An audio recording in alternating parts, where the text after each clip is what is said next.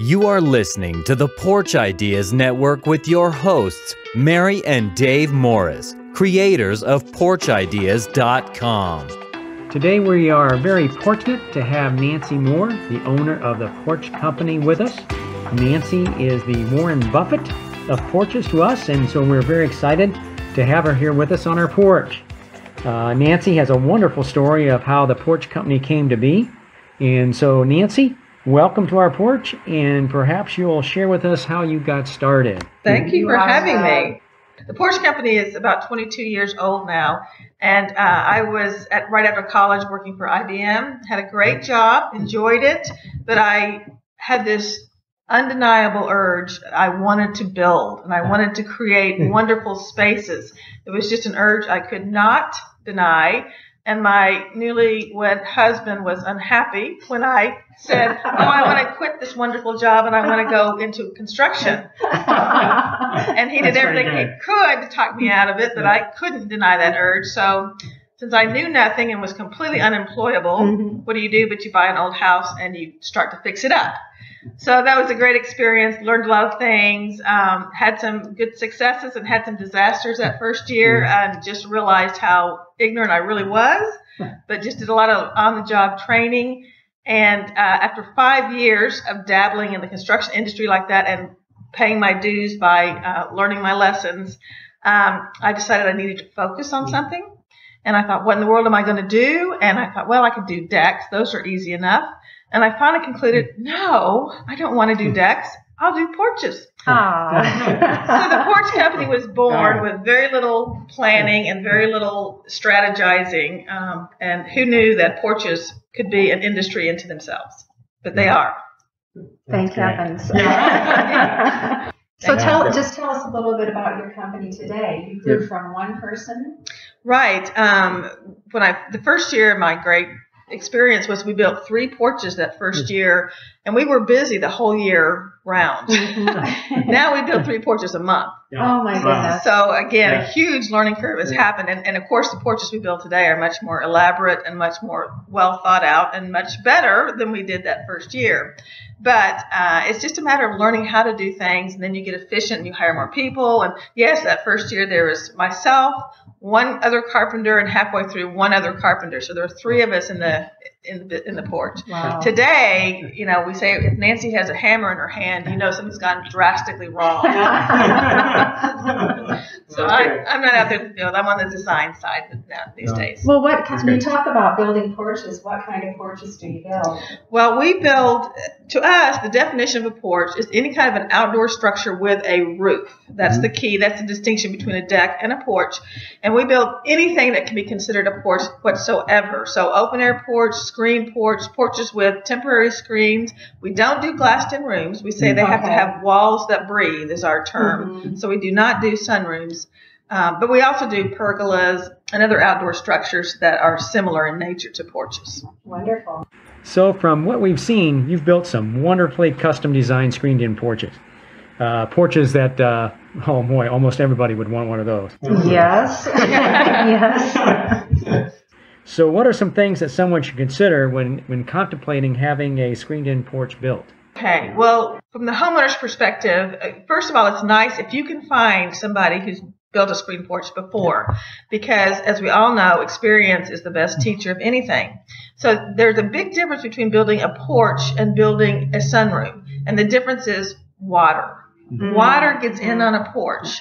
A sunroom, they do everything they can do to avoid water ever penetrating the walls. Well, on a porch, water is going to penetrate the wall. So what do you deal with it? How do you deal with it when it comes in? So that is by far the most important thing that you need to consider, or the builder needs to consider, and you need to make sure the builder realizes that. So having things like making sure the water drains off the porch, having big overhangs, having lots of gutters, avoid gabled roofs facing the blowing wind. You just need to consider, where is the water going to come from, where is it going to land, and how is it going to get outside of the porch. So that's a very practical thing that you need to consider to begin with. Those are good tips, Nancy, because I think a lot of homeowners are just thinking about, what am I going to put on my porch and what am I going to do on my porch? They don't necessarily think about something as practical as water. Right. How to keep it off the porch. And really, to be on your porch in the middle of a rainstorm is wonderful. Oh, yeah. Wonderful. But if that rain's blowing in on you and you can't be out there, so it's very important. So tell us of some other considerations. Okay, the next thing you want to consider is perhaps the size and the location of your porch. As you see, I always start with functionality, because if it doesn't function, I don't care how pretty it is, it's a big waste. So you want to make it functional. So you need to think about on size. How many people are going to be using this porch? How much furniture do you want to have on that porch? What activities are you going to be doing out on that porch? Most people want to have a living space and a dining space. Some people also want to have like a game room space. It's a great place for your checkers or outdoor card games or those kinds of things. Some people want to have a big open space where they've got small children and they want to be able, their children just to be able to run. So you really think about your lifestyle and how you would best use that space. And that would probably help define what the size of the porch should be and maybe how it should be planned out, right? Correct. That would definitely affect the size of the porch. The other thing that's going to be really important is, where do I locate that porch on my house? Oh, yes. So, again, some people, very rarely, but every now and then I get somebody who wants a little private porch off their bedroom. Great, but realize that's not a public space. That is just for your use. Most people want it off their public space. If you put it, the closer you put it to your main room, whether it's your great room or your kitchen or whatever room you live in, the closer you can get the porch to that room, the more often you will use the porch. And the other thing we like to do is, for the most part, we like the porch to be at the same floor level as the interior of the house. Again, you'll feel more integrated. The more integrated it is, the more it'll become part of your daily lifestyle. All right, so those are two functional things, the rain first, and then size and location. And then thirdly, I start to consider the aesthetics of the porch. All right, now that I know where it's located, how big it is, now I can determine what's the best roof line that's appropriate for your house. Exactly, from the architectural perspective, to make it look like it goes with your house, the roof line is the most important thing. The second most important thing is just selecting your paint colors that blend with your house. Most people, we tell, your exterior trim will end up being what we paint the exterior of your porch. And then it looks like it goes with your house. You'll often see porches built as if it were a deck that wasn't even stained, perhaps. And it's just raw wood. It may look great for you, but it never looks like it was original to the house. It will always look like an add-on. So if you'll at least paint the exterior of your porch to blend with your house, it'll look more like it was built with your house. If we can, let's go back to roofs for a second here. This is a real stickler for us because we get asked lots of questions from our site visitors about they want to add a porch or screen porch. Send us a picture of their home, and it will be a situation where you have an L-shaped home, two gable roofs coming together, and the front door is in the corner. And that makes that a real tricky situation. It is very tricky, and we literally all the time will get called out to a house and they say, we've had 5 people out here and everybody says I can't do this. Of course you can, and here's how you can, and we usually always can come up with a solution. Every now and then you have to say, this is not a good thing. This is not going to enhance your house. This is not the best, don't put a roof here. Yeah. You can put a roof on it, but it just won't look very good. Right. Most of the time we can. But they are tricky, and there's a whole lot of builders out there who, when it comes to tricky, they just really get cold feet. And I understand that because tricky is tricky. First, on those roof lines, you can mix gables and hips and sheds, and you can mix roof lines really easily and make them look great. And most of the time, I'm going to be trying to get a hip roof on a porch. Yes. The advantage to hip roof, right? You get that overhang on all sides. You get gutters on all sides.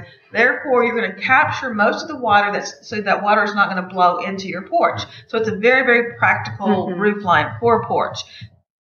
Because we typically are doing vaulted ceilings and we're leaving our framing exposed, it's very pretty framing. It's got an interesting geometry going on. It's beautiful. So we love to do a hip roof. Our second most common roof would be the gable, which is everybody else's first most common roof line. Yeah. It is a great roof line and it's very pretty.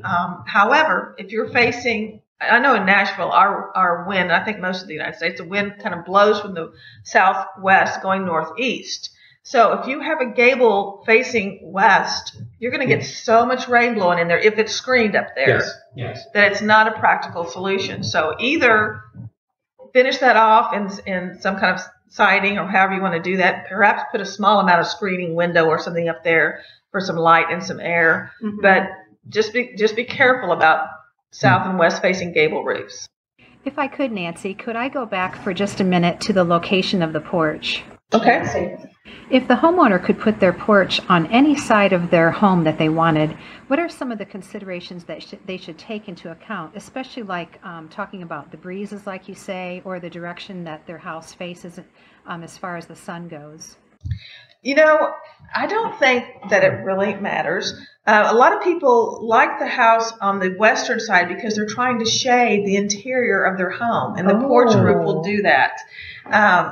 But the bottom line is the porch needs to go where it needs to go. And as long as we've got some nice cross breezes, you know, often we build into an L of a house and you can't get a lot of cross breezing. So then we just add extra fans and do whatever we can do to get the air movement up. But if you can jut your porch out in any, whatever direction it is, and as long as you're getting some kind of breeze through there, we can make any direction work. Okay. So usually people don't complain about too much sun on the porch. And if they do, we've got solutions like curtains and shutters and different things like that we can do to block some direct sun if it's too much. But generally, people are not concerned about too much sun on the porch as they are inside their house because they're worried about fading their upholstery or their curtains or their things like that. That's not such an issue on the porch. So bottom line is you need to put your porch where it needs to go as far as functionality and usability with your family and your guests and everything. That would be your recommendation. Yes. Very good. So let's change gears and let's focus on the amenities. What are some of the more popular amenities people are looking for? Or we've kind of just built the porches and then let the clients add things, but we've gotten more and more involved in those things. But of course, the first one is the fireplace. I bet on 50% of our porches we put a fireplace.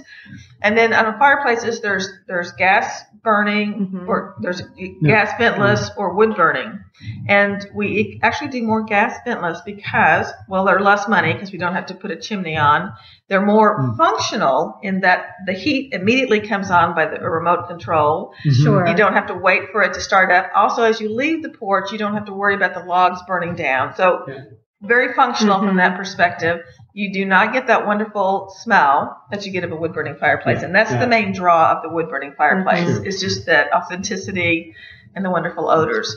And then there's other people who hate the smell of smoke. So, you know, it's kind of funny. Everybody's got a different look. But anyway, fireplaces would be the number one amenity that we add to every porch.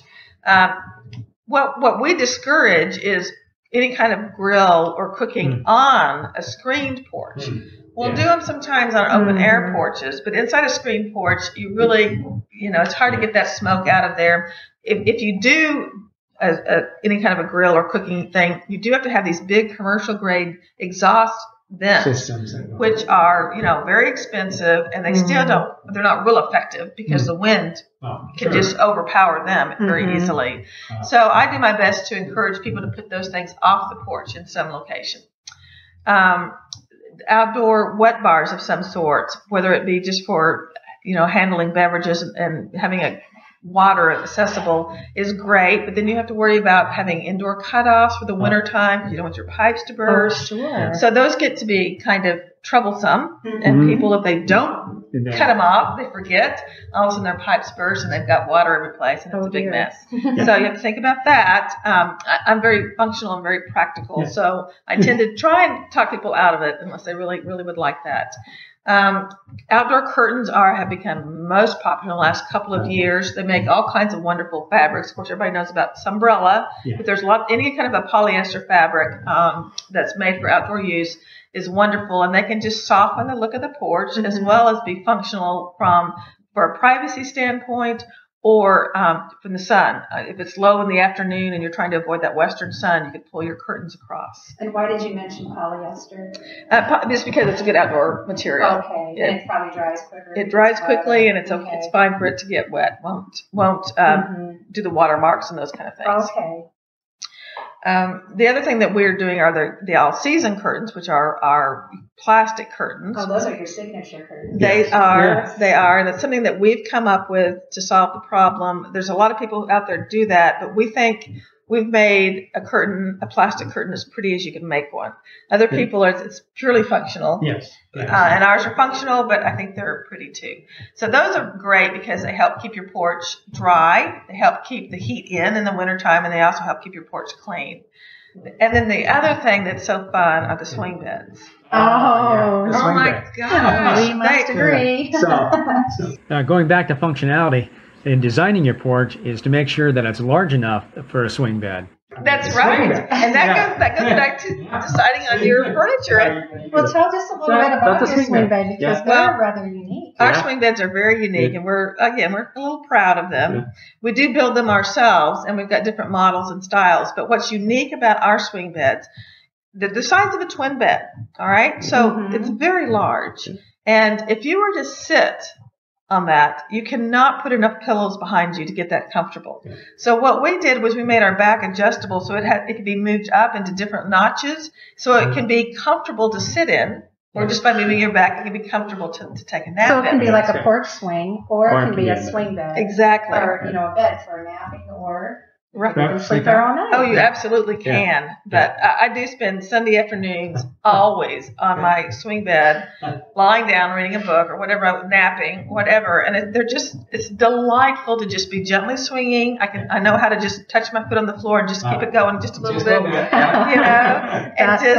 and you hear the noises of the birds and everything else outdoors, and you get a little breeze going, and it's as good as it gets here on Earth. You even have bedding.